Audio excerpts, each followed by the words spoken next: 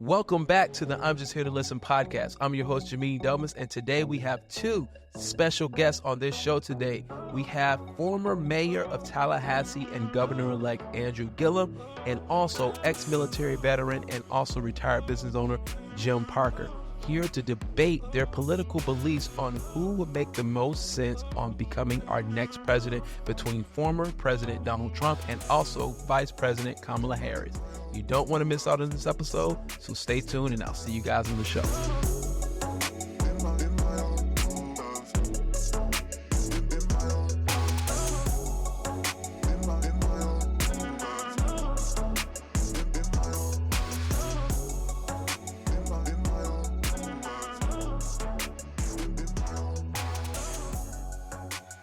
Okay, so firstly, hey guys, thank you guys so much for joining me on the episode today. I really appreciate your time. Absolutely. So Andrew, I do want to start off with you on one of our first questions. And the way you can answer this is either you can answer either Trump or Harris, however you want to approach it. But the first question is, how do you think of either Trump or Harris experiences have prepared them for the unique challenges they may be facing in our country today when it comes to presidency? Yeah. Well, one, Jimmy, thank you for having us. It's good to be here with you, and Jim, good to connect with you here on this platform.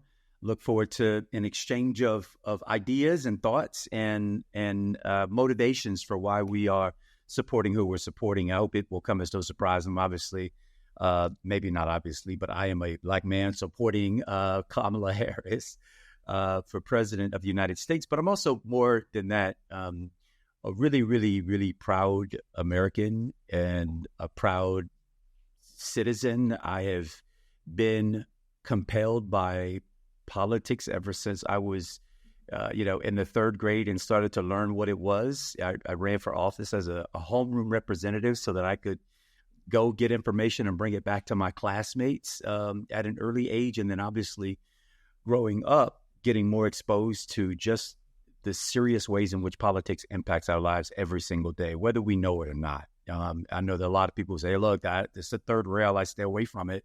And my response is, it doesn't stay away from you, not for a moment. It is pretty present. And quite frankly, in this day and age, almost too present when you consider government wanting to enter the medical room with a woman's doctor and the patient.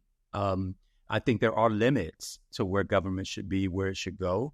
I think there are limits to what it should do. However, that isn't the current state of affairs that we find ourselves, certainly at least as it relates to this race. My support for Kamala Harris stems from the fact that she is by far the most prepared individual in this century to run for the presidency of the United States.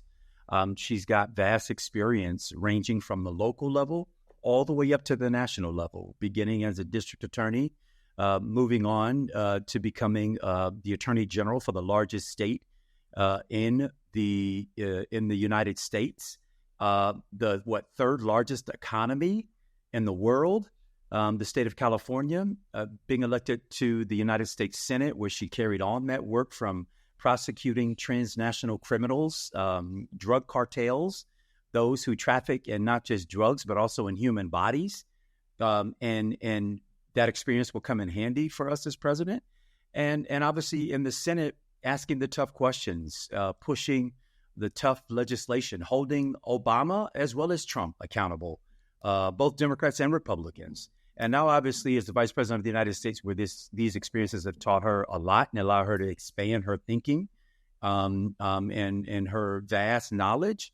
And now as a candidate for president, who I think she's run this race, certainly given the circumstances under which she found herself here, with a great deal of dignity, strength, and respect for the American voter. And when I say respect, I mean coming to us, asking us for our vote, respecting us enough to make the case to each and every audience that she's been in front of.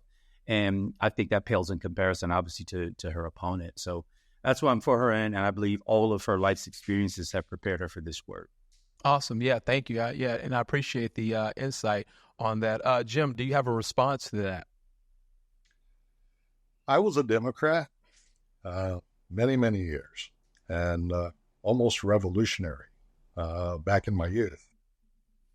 I look at the Democrats having held sway for 12 of the last 16 years in America, and I'm troubled. I'm troubled because it appears that we get the same platitudes, we get the same assurances. We're spoke to ad infinitum about how they'll make all these changes, but I never see it come. In retrospect, the 4 years of Trump, things were better for everyone by every metric. We had no new wars.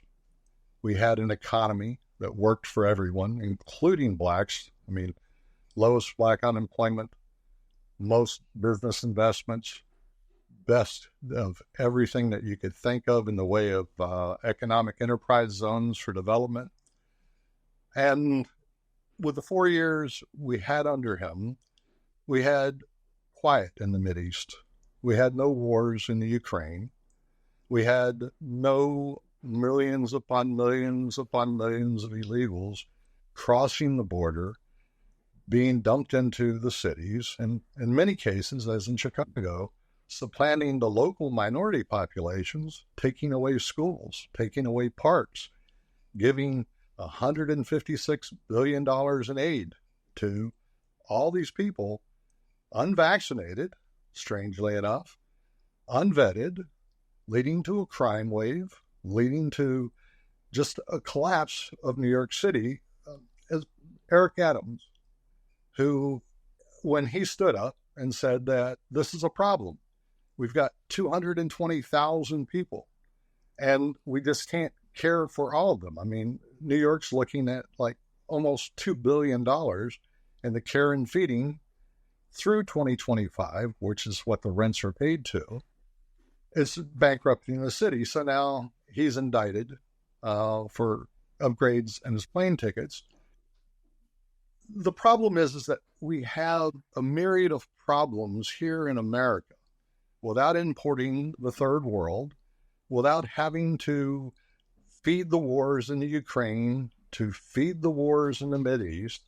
And I would say that if you do a juxtaposition between the 4 years of Kamala serving America and the 4 years of Trump, I'm going to take Trump. Right. So real quick, Andrew, if you want to maybe a minute to respond, and then we'll go to the next question. Yeah. There was a lot there. I'll begin with the pronunciation of the vice president's name, which is Kamala Harris. Kamala Harris, taught to us and the American people during the DNC by her nieces, grandnieces, that is. Under Trump, by comparison to the Joe Biden administration, unemployment in the United States was higher under Donald Trump than it was during the entirety of the Great Depression. The Great Depression, which brought us the kinds of changes to government, like Social Security and retirement and other supports that we still know today, came in that time of great crisis. Many of the social programs that we experience today came during that time of crisis. He inherited, obviously, a incredible economy from Barack Obama. In fact, research conducted by nonpartisan groups has said the economy in the United States has done better. Its best economies have come under Democratic presidents, period, full stop. Under Donald Trump, over 1 million Americans died as a result of COVID. There were other countries that are as populous, in some cases more populous than the United States, who did not experience that kind of catastrophe. The catastrophe that we experienced because of a person who was not fit for office, not fit to serve, and was certainly not interested in helping the American people through that crisis. Crime rate was actually up under Donald Trump. They like to trumpet this idea that crime in this country didn't start until a Democrat took the White House. That simply is not true. It is not the case. It is not a fact.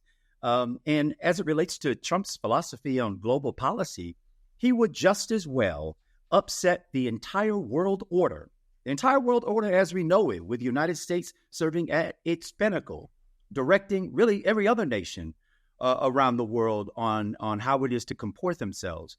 Donald Trump, who has spent his time both in the White House and now we're learning since being in the White House, cozying up to Vladimir Putin, who is a pariah on the world stage, embraced only by the likes of of Kim Jong-un and the president of China likes to make friendly phone calls to basically budding dictators around the globe. This man is willing to put the Crimea, which has already been hostilely taken by Russia, but now is willing to put the whole of that region into flux by giving Vladimir Putin basically all the territory that he wants to reconstitute the old Soviet Union. And so if you thought the world was better then you're right. Donald Trump is your answer. You have a budding dictator in chief there. But if you believe in the United States at the pinnacle of the world order, making sure that we don't have World War III basically breaking out, then you will support Kamala Harris, who will take a reasoned approach to foreign affairs and will prioritize the needs of the American people over anybody else. And that simply isn't the case with Donald Trump, not because I said so, but because his actions have dictated that that's the case with him. All right, perfect. Thank you so much, Andrew, for that response. We're going to go to the next question, and this one's going to be on you, Jim, and then Andrew will give you time to respond to that as well, and then Jim, you'll have the final response on that. So the next question we have is, what policy, Trump or Harris, do you believe has made the most positive impact? And do you think that's enough to sway undecided voters? This one's on you, Jim.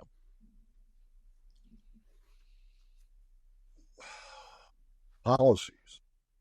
I think that if you look back, and of course I will take exception to some of the claims that Andrew made, I think that Trump as a businessman gave up his billionaire status. It wasn't about money. Of 82 presidents we've never had a non-political president before. The man gave up a lifestyle of the rich and famous to serve the nation, and he's required to take $1 a year remuneration. But his acumen, his world knowledge, long before he became president, he was a global businessman. He knew everyone. When you talk about cozying up to dictators, I think the singular thing about Trump that just across the board is amazing. There's an old adage that you keep your friends close and you keep your enemies closer. The biggest danger with an enemy is by ignoring them, by making them irrelevant, or by using hyperbole to debase them, because certainly dictators and tyrants, you're not going to get rid of them by using that sort of vitriol. It requires that you play chess, that you think your way through things. When I look at how Trump can extemporaneously speak for 3 hours, like on the Joe Rogan podcast, got some 30 million views, and then I look at Kamala Harris, who, when asked questions directly, in the words of David Axelrod, Obama's number one guy, it's word salad.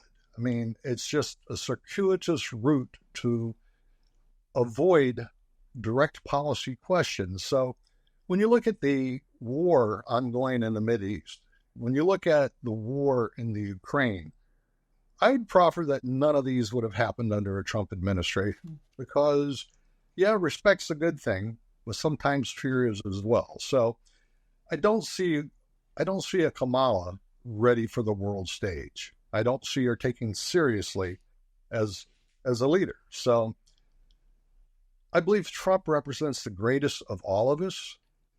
His rally in Madison Square Garden that was tossed up as a Nazi recreation of 1939 was full of Muslims that stood on that platform and gave support to Donald Trump for his ability to bring peace. It was full of Jews and Jewish flags. It was full of black men, white men, Asians, Latinos, the cross-section of America. These people realize that this is the precipice. This is the point where we can't return from the poor decisions that we make. We need a leader, and I believe Donald Trump is the only solution. Okay, thank you so much, Jim, for that. Andrew, you want to respond to that? Yeah, well, just quickly, the leaders of China, Vladimir Putin of Russia, and Kim Jong-un of North Korea aren't respecting Donald Trump. They're simply playing him like an instrument. They know that he loves compliments, so they give him compliments. They know he loves to enrich his family, so they allow for his son-in-law and other relatives to visit their regions, introduces them to their oligarchs. Gets business licensing opportunities through them. Donald Trump has run every legitimate business he's had into the ground. He's filed bankruptcy, I don't know, three, 4 times or something like that. Right now, the way he makes his money is off of the use of his name because someone has deemed that his name is of some value, but not because he's running some corporation. We know that his corporation was just caught up in trial in New York City, where the CEO and everybody else they were either pled guilty or were found guilty of violating national federal law. The man got his start by getting a handout from his daddy of $1 million+ to start his business. And what did he do? He squandered that away. So this idea of Donald Trump as a businessman is not just false, it's laughable at this point when you consider what the actual facts of the matter are. When we talk about candidates going off on tangents and word salads, what presidential candidate spends their time at a rally 39 minutes dancing rather than taking questions from the audience? It's insulting. What candidate for president spends their time at a podium talking about windmills and spaceships and aliens and other, nonsensical stuff? The reason why I said that Kamala Harris was respectful to the voters by going to them and asking them for their vote is because that is somebody respecting my intelligence. You dancing in front of me for 39 minutes, not giving me the respect of answering questions that we have for a candidate for the most powerful office in the nation, I dare say in the world, is insulting. You dancing, you talking about windmills and spaceships when we have real everyday problems to address. The reason why there was no comments about what policy you would embrace and think was best for the American people offered by Jim as regards to his candidate of choice, Donald Trump, is because there isn't. This man isn't running on policy. You heard him in the first debate. He said he has, ideas, some shaping, some early thoughts, or whatever the quote is, but couldn't give a substantive response to what kind of healthcare system he would put in place were he president of the United States. So I understand that people like to project their highest hopes onto Donald Trump. But what I know after 4 years of him having served as president is we ought to believe exactly what he says. Exactly what he says. He's the man who has run businesses out of the United States. And this is a fact because of his ridiculous tariffs. And now he's promising another 1,000% or 2,000% tariff, certainly at a minimum, a 20% tariff on all foreign goods entering the United States. What does that mean for the regular voter? Of every dollar that you have today, do you want 20 cents of it taken away with you getting nothing in return for it? Out of every dollar, 20 cents of that dollar being taken away, and you get nothing in response to it to answer for his tariffs? It doesn't make any sense. And I actually think I'd love to understand what the real motivations are of people who support Donald Trump, because it absolutely isn't his policy. It certainly isn't the fact that he sows the seed of fear into foreign partners. No, they're just sycophantic for him so they can play him like the tool that he is. Thank you, Andrew. I appreciate the response. Jim, you got about 2 minutes. Do you want to respond to that? Let's address that 39-minute comment. There was a medical emergency at the rally, and he paused, and he waited until that person was attended. So that was pretty much it. When you talk about windmills and rockets, well, the Green New Energy deal is all about windmills. And, of course, NASA and SpaceX is about rockets. So we can just stop there. When you look at Kim Il-jung, just last week, sent 30,000 combat troops into Russia to aid them in the Ukrainian effort.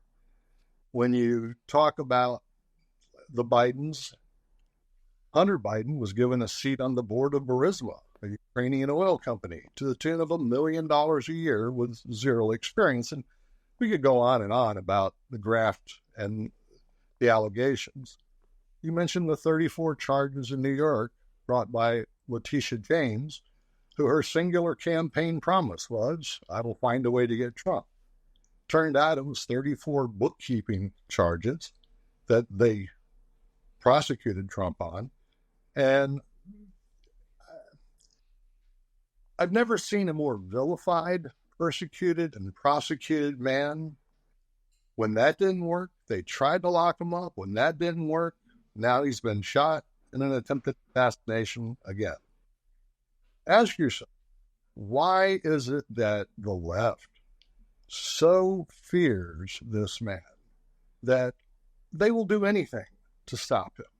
When he was president, Russia didn't invade Ukraine. Crimea was invaded, I believe, under Obama. When the entirety of the Mideast was at peace under the Abraham Accord, that was under Donald Trump.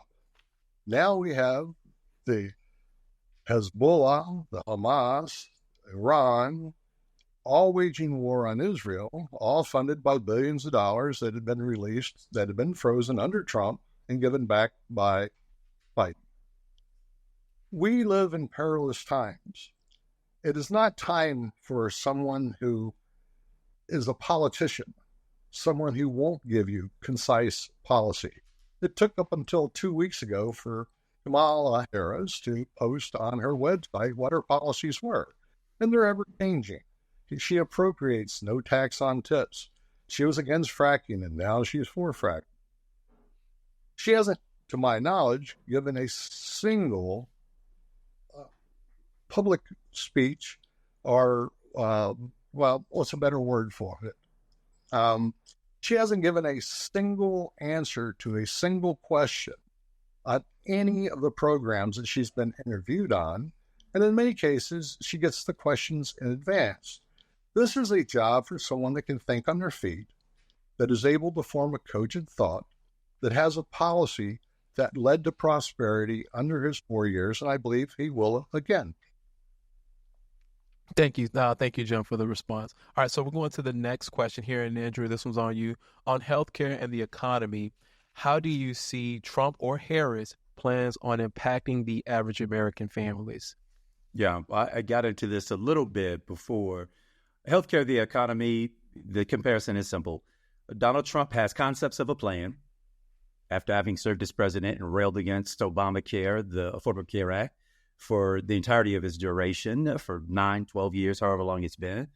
Kamala Harris, however, not only wants to expand access to health care and lower the cost of prescription drugs, she's already attacked the cost of insulin, bringing it down for our seniors, and now we want to bring it down for every American. Donald Trump did no such thing when he was president of the United States. It's so interesting to hear the hopes and aspirations of what a Donald Trump could do in a second term, when all we have to look back at is his first term and see the mess, the chaos, the anxiety that existed with so many Americans. Every day I'm having to pre-screen the news before my kids come home, making sure that they're not in earshot of whatever either dumb thing or irrational thing or dangerous thing Donald Trump would have undertaken. He's already made clear the reason why his interest in foreign governments is so null and nil. One, no real knowledge of the global scene. And you can ask his former staffers, his former national security staffers, his former chief of staff,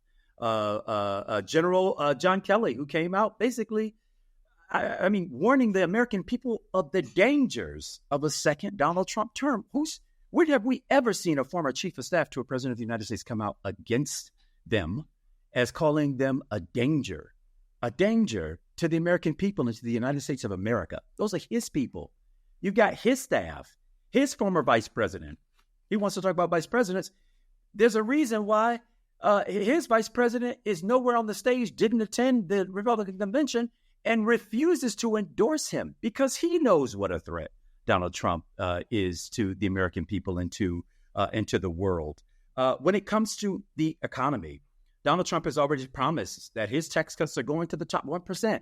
That's who he cares about. He's given us a 20% tax when he puts these tariffs through, but meaning the everyday working people, But his love and affection is reserved for dictators and oligarchs. The oligarchs in this country, like the one who owns X, suffers from personality disorder at least, has cozied up to Donald Trump after hurling insult after insult his direction. But now he realizes that through flattery, he can play him. And so now they're best buds. And what does he want to make him over? Some government agency or government committee that regulates his business interests?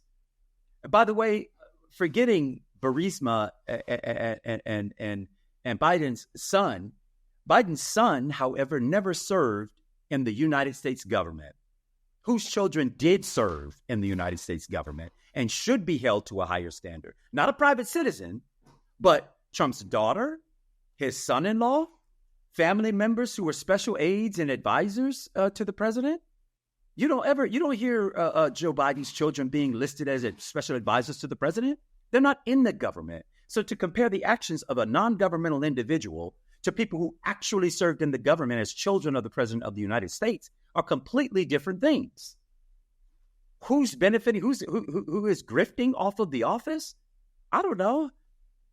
Donald Trump had the entitlement to the former federal post office building, which he turned into a hotel. And then foreign governments all of a sudden booked the thing to the hilt for 4 years because they didn't want to experience payback from a petty tyrant president of the United States in the form of Donald Trump, who says, you didn't stay at my hotel while you were here. Where's your delegation?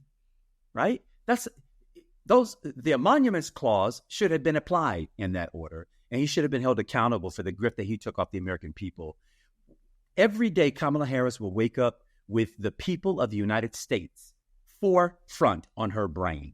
And every single day Donald Trump wakes up, were he to be given the office of presidency again, he would wake up thinking about himself, his own privilege, his own grift, except for the suffering that he tends to carry on and on for 3 hours plus, complaining about that he's the most persecuted person in America.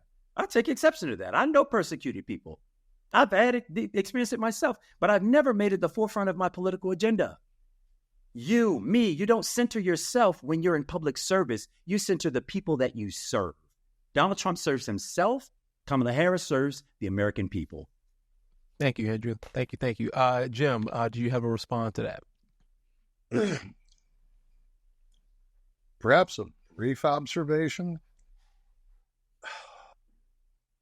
We have inflation running at 20% over the last 4 years. I still can't fathom how Kamala, looking after the American people, can think importing 20 million souls from approximately 180 nations and dumping them into the cities and towns across America is looking after the American people. When you talk about Obamacare, Kamala wants a single-payer health care system, much like Obama. And she said that she will do away with private health insurance. Her words. When she has policies such as taxing realized capital gains, money in your 401k or in your investments that you don't actually have because you haven't sold anything, yet she's clearly enunciated that her intent is to tax that. We are printing under this administration $1 trillion every 90 days. We're currently $35 trillion in debt. We're running into Trump. That's $115 trillion in unfunded obligations. This has not gotten better, and we can hurl insults and puerile ideas at one another until we collapse from the weight of the enormity of our concerns. But I'm just looking at the leadership, the ability, the capability. I mean, no matter what you think, when you go to the Mideast and you are a female and you're trying to talk to the mullahs, there's not a single Islamic nation I'm aware of that has a female leader. These are roadblocks, whether it's good or bad, to conversations in many cultures. Trump knows each and every one of these individuals. And again, he didn't enrich himself on the backs of Americans. He didn't get into politics and retire and have millions of dollars in property like some other people. He's a man that, yes, he's used bankruptcy, which a great amount of Americans themselves have, but he's come back. So he's a billionaire. And when you spoke about Elon with personality disorder, I'm not sure if you're aware or not, but he is autistic. Thanks for tuning in to the episode of I'm Just Here to Listen podcast. Don't forget to like and follow us on Facebook, Instagram, and TikTok for more updates. To catch the full episode, exclusive content, short films, and documentaries, subscribe to our Patreon by scanning the link in this video. We appreciate your support and see you on part 2.